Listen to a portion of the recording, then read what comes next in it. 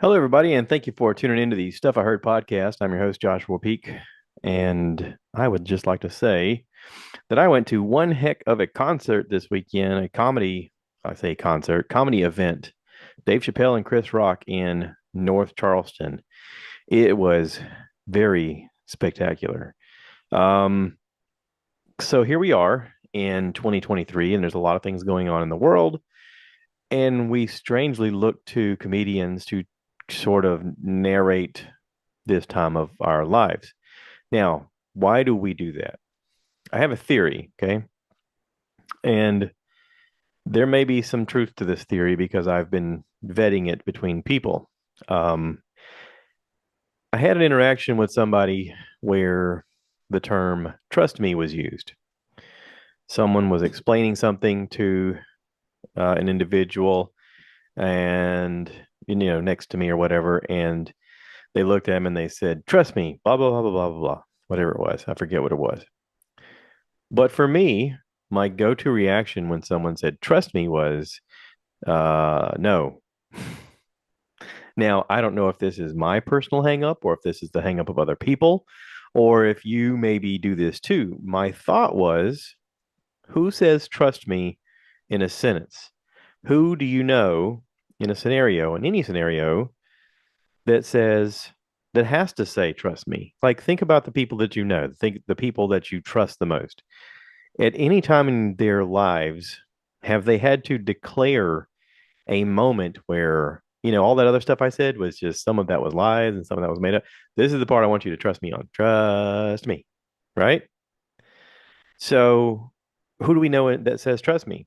So, oftentimes you hear that said in movies with it's a used car salesman going, "Oh yeah, trust me, it's been gone through blah blah blah," and they're just selling you a bunch of crap, right? Or it's a politician who's like, trust me, I'm looking out for you, right? Or a pastor who's like, listen, I got all the answers. You can trust me. Okay. Um, just the term trust me immediately makes me think, no, I shouldn't trust you. And we live in a time where media sources have time and time again shown us that they are not trustworthy and that they are trying to steer your emotions in a direction that gets you to be fearful so that you tune in tomorrow to be afraid of more stuff. And meanwhile, they can sell crest and have a job and all that other stuff, which I get job security and you want to be popular and you want to do all those things. But there's a lot of comedians that just come out and talk and they take risks. I heard on a podcast recently that the thing that people like most about comedies is that they are very similar to scary movies. There's an element of danger in it, right? Comedy used to be dangerous, and it still sort of is at times. There's an element of feeling uncomfortable because that's where the joke is. They want you to feel uncomfortable because we need to discuss the thing that makes us all feel uncomfortable and then look at the joke. That's the whole formula. That's the whole thing.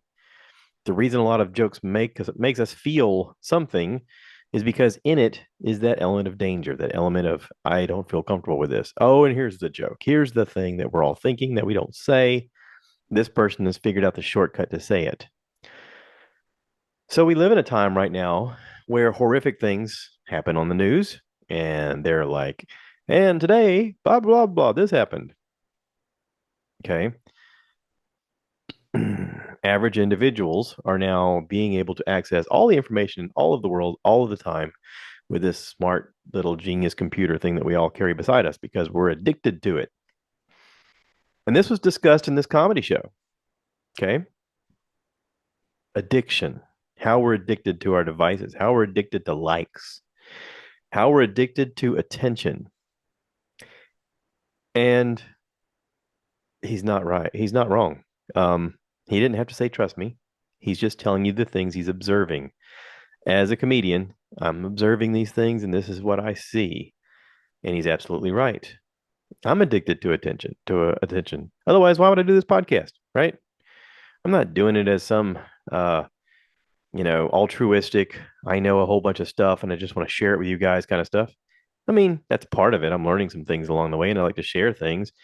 My hope is that our community can grow and we can help heal some of the things that the news and the media wants to portray us as being something we're not, but it's also attention. It is the reality of attention, right? I have a podcast. I have a YouTube channel. I talk to people on the regular. I make friends pretty easily. I just walk up to people, strangers. Hey, how you doing? What's your name? I guess in a way it is attention. So,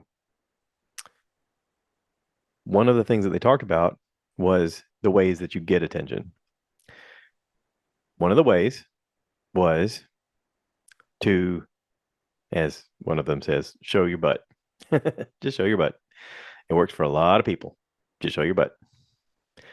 Be attractive. It gets attention. It worked very well. There's not a lot of work to it. That's one way. Another way, be excellent at something. And how do you be excellent at something? Well, it takes a lot of work. You got to get up early to be excellent. You got to do a lot of things correctly to be excellent. You got to put in sweat to be excellent. Whether it's mental sweat or physical sweat, it takes a lot of horsepower to be excellent. Another way is I'm trying to remember them all. Another way is to be a victim. There's a lot of people out there that want to claim that they're a victim. And I know this is going to come up in a comedy thing, but this is all very poignant. This is all very real stuff. This is the stuff that we're talking about all the time. So the other way is to be infamous. You do something crazy that suddenly makes the news, and that's your infamy. So yeah, there's a lot there to unpack. And this is just a small version of what I'm seeing in a comedy show to talk about that made me it inspired thought, it inspired creativity, it inspired some things in me to want to share with you on nowhere in that comedy special did any of the comedians have to say, trust me. They just talked. So we live in a time where we trust comedians more than we do politicians. We live in a time where podcasters are more trustworthy than the media. And so everyone is quick to say on their own platforms, I don't have the answers. And that's what we really want to have people admit. That's what we want people at the top to admit. We say we want them to have all the answers. There's no way they can have all the answers. None. But we want them to once in a while say, you know what? I used to think this, but I changed my mind. I heard Rogan say that once. He said, just for once, I want a politician to get on stage and be like, I used to feel this way. And then I got new information and now I've changed my mind. I mean, Tulsi did it. She left her party because of it. She got new information, changed her mind. It's happened before. Strom Thurmond did it. There are politicians out there that have done it.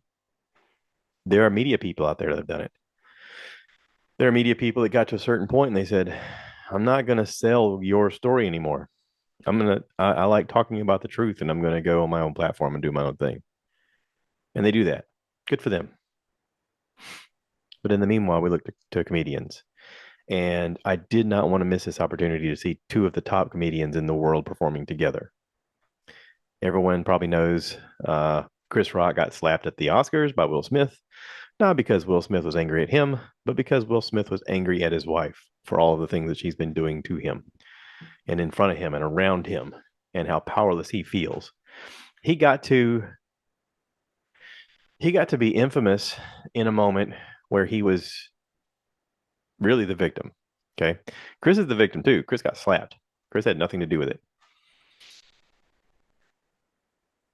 Chris was just being a comic on stage, trying to make light of a situation, trying to move show along. The job is to make fun of the celebrities who are going to get awards. You make fun of them, everybody has a giggle, you give out the award. And yeah, Will Smith then went on TV and talked about how sad he was that he'd done that. And oh my God. Yeah, you should feel sad. Your your home life is not really great. There's a lot going on there where you are the victim and you're not addressing the issue properly. You need some proper mental health care. Um, I mean, I know he's got movies coming out. I don't really want to, I really don't want to see them. I'll just be honest. Um, not that I need actors to be perfect people. I don't. I don't. I don't need actors to be perfect people because they're not. I don't need comedians to be perfect people. I don't need my family to be perfect people. We're all flawed. We screw up. We make mistakes. But also, I believe that we are adaptable and we can learn from our mistakes and we can change. That's the biggest thing. That's the thing that I talk about on here all the time is change. Decide that you want to do something different and follow through. If it's communication, communicate properly. If you need better tools, find the tools. Use the tools that are available to you.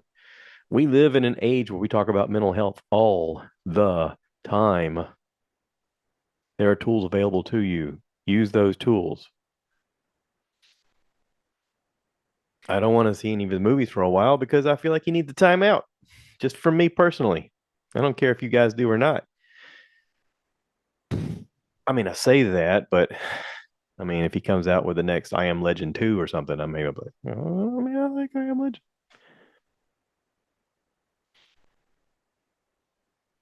But it's weird how a guy can do something like that and then in the same breath get an award. Hmm. It's weird. It's a weird life we live. Um, I had a great time at this comedy show. My wife asked me when I got back, she goes, "Okay, you've seen a lot of comedy now." She said, who's the best comedian you've seen live?"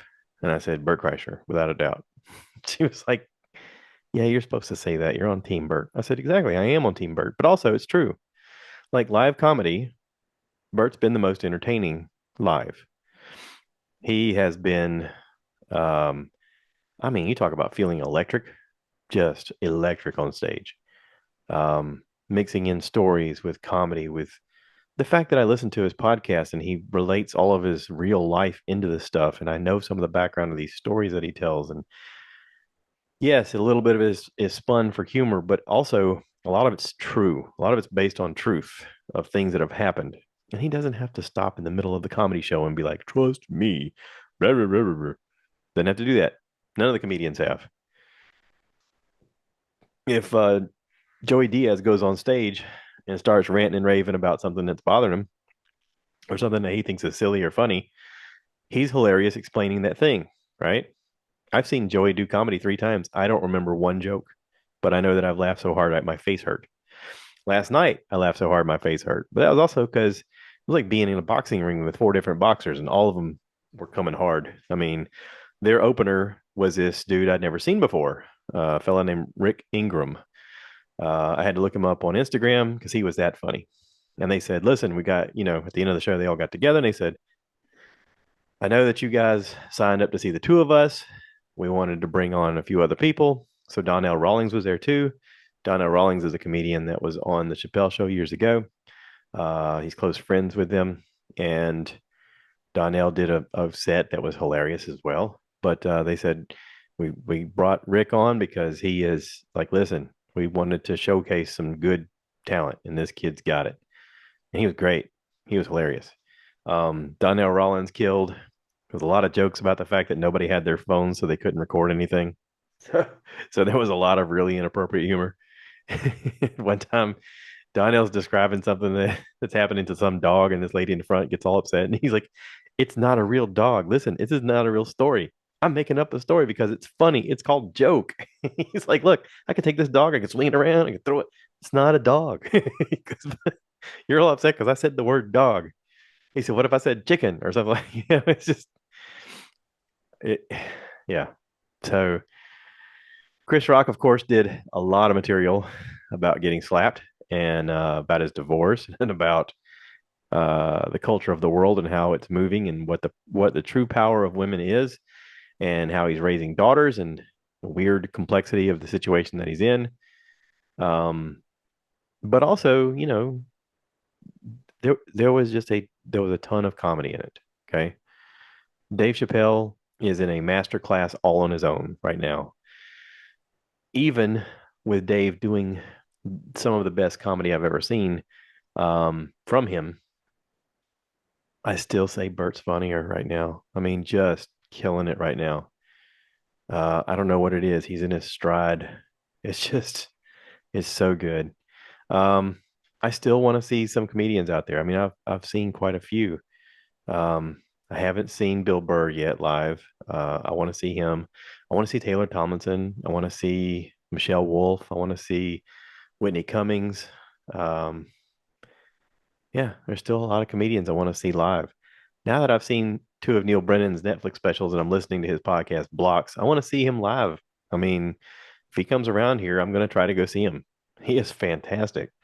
I listened to a great podcast between him and Bobby Lee. Um, really good episode. Um, Bobby Lee opens up a lot about his life growing up with his father. I guess his father was like first generation Korean to come to America, and Bobby grew up in Minnesota. And he had a rough childhood. His dad was sort of an alcoholic and would get physically abusive. And Bobby Lee talks about smoking crack when he was 11 and going through rehab when he was like a junior in high school. I mean, it's just this crazy life of a guy who then moved to LA and became a star, doing sketches on Fox on their late night show. And yeah, I mean, I know that a lot of these guys are friends with each other, and like I've heard them on podcasts now, and that makes it so much more special because they tell you a little bit about their lives all along, and then they also tell you about the things that they're going through now. And right now, he's going through a thing where he talked about how he relapsed whenever his father passed away. And, him and his girlfriend of 10 years split up. And she recently on the podcast, he's talking to Neil, he says, she recently moved out.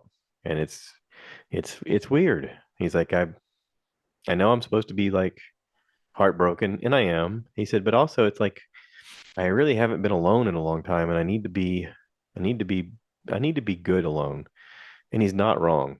Um, Too many times people jump from one relationship to the next relationship just to fill a void, and they don't even spend time to even know themselves or like themselves before they immediately attach themselves to another person.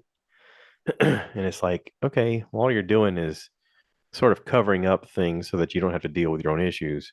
And again, it all goes back to mental health, in my opinion. And it sounds like Bobby's on the right path to mental health, to good mental health. And he talks about getting some proper mental health and how good it's been. So, you know, I like Bobby Lee. I think he's funny. I hope he continues with the mental health stuff. But this is a really insightful podcast between Neil and Bobby. Very good conversation. Really liked it. Um, I listened to a bunch of Confused Breakfast while I was on the road. This is a great podcast. These guys talk about movies that moved them when they were younger. They talk about giving it a nostalgic rating and then going back and watching it again as adults and sort of giving their perspective. Um, I took pictures so I could remember which episodes I listened to. Let me open it up just a second. Okay, so listen to them talk about Point Break, and I liked Point Break as a kid. Younger kid, younger man, whatever. It came out in 91, so I guess I was not quite graduated from high school when it came out, but I remember being really impressed with it. And then they did an episode of Fast and the Furious, which came out in 2001, 10 years later, and how a lot of critics said that Fast and Furious was basically Point Break. And I was like, wait, is it? They started talking about the similarities, and I was like, oh crap, it kind of is. Um, so watching Fast and the Furious when I was younger, I remember being bothered by the fact that these guys were robbing these truck drivers um, by just poising themselves the right way and throwing these things out and jumping from the backs of their cars onto the hood of the truck and getting the guy to pull over. And I'm thinking, how is this real? Like the truck driver could just slam on the brakes and throw that dude off of him or swerve it back and forth or there's all kind of things of why this is a terrible premise for an idea. But there's a bunch of holes in this movie. And these guys find them and talk about them and make fun of them, and it's really hilarious. Um, But and then I listened to, let's see, what is it? Oh, I guess that's it. I just made multiple pictures. Huh, how about that? How about that? Um, so yeah, check out Confused Breakfast. Those guys are killing it. I'm going back and listening to all of their back catalog. All of the movies that they've done so far have been hilarious. I listened to them do a thing about the 5 best summer movies. This is a few years ago, so it was pretty entertaining to go back and listen to. And yeah, so good stuff. I love it. You guys are killing it. Way to go. Um, if you haven't watched The Last of Us on HBO, I highly recommend checking that out. Every episode comes out on Sunday evening. It's pretty fantastic. It's basically zombies um, with an interesting beginning. Okay, I would say in the first 3 minutes, you're gonna see a different beginning, or first 5 minutes, you're gonna see a different beginning to a zombie outbreak that then sets a different tone for the show than other zombie shows. Um, last night, last night, Greg and I watched a. My buddy Greg and I went to this comedy show, and we were in a hotel room. We watched a very odd movie that um, I really don't know how to describe. It's called Everything Everywhere All at Once. Okay. This thing is still in the theater, and yet they're showing it on Showtime. I don't know how that's possible, but I guess it's still in the theater because it's up for awards and they want people to be able to see this in the theater. And I'll be honest, I think if it was in the theater, I couldn't handle it because there's so much that happens visually and through sound that is just incredible. Um, it is. Let me read you the premise that's written down on Google. Okay. When an interdimensional rupture unravels reality, an unlikely hero must channel her newfound powers to fight bizarre and bewildering dangers from the multiverse as the fate of the world hangs in the balance. This is as hard to say as it is to understand when you're watching it. Not to understand, there's just a lot of bizarreness to it. Okay. Michelle Yo,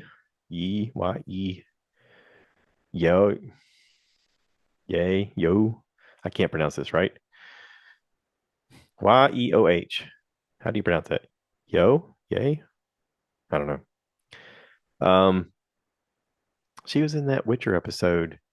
She's been in tons of things. She was, Crouching Tiger, Hidden Dragon, lots and lots and lots of shows.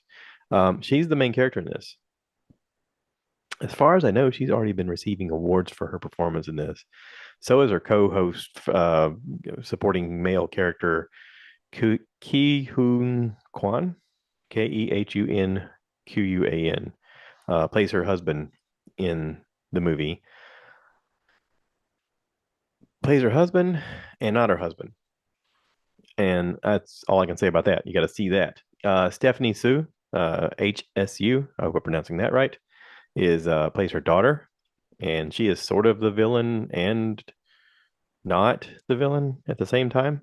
Same thing with Jamie Lee Curtis. Jamie Lee Curtis is in this, and she's almost unrecognizable in the beginning because of the suit that they have her wearing and the hair, and she's supposed to look frumpy and miserable. And when she starts speaking and she turns her head, you're like, wait, is that Jamie Lee Curtis? Like we both did it at the same time. She's very interesting. There's a lot of weird stuff in this. Listen, it takes a lot. It takes a lot in a show for me to go, holy crap. And this has levels of holy crap that's like Rick and Morty level holy crap. Um, it's pretty phenomenal. Jenny Slate is in this. I love Jenny Slate. James Hong, once you see him and hear him speak, you're gonna be like, oh, I know him. He's in everything. He is. He's in everything. Um, I hope this makes a ton of money. I I hope that these people all get awards. I hope that the people all involved with this get awards. This is a crazy cool movie. Uh, it is a masterpiece in so many ways.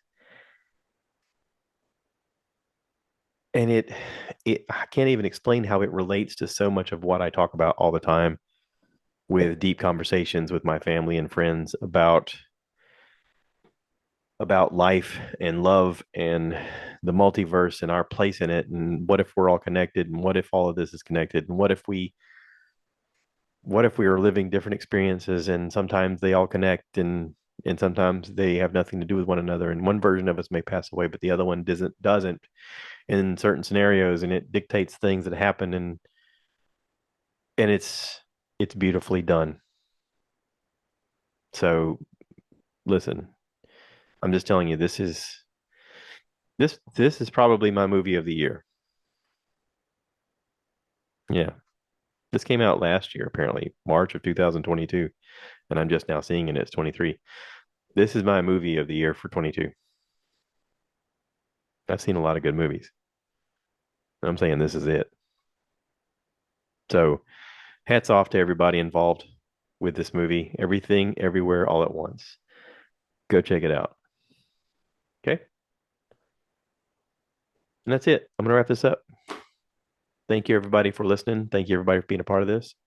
If you want to get on here and debate me, tell me why you think this movie is not as good as I say it is, fine. Do that. I don't care. You're wrong, but we can talk about it, about how you're wrong. So, yep. Thank you, everybody, for the support, and I appreciate every one of you. Drop us a line if you want to be part of the podcast, want to talk about it. And remember, when in doubt, cue the cow. So I want you guys to give me more likes. Give me more likes!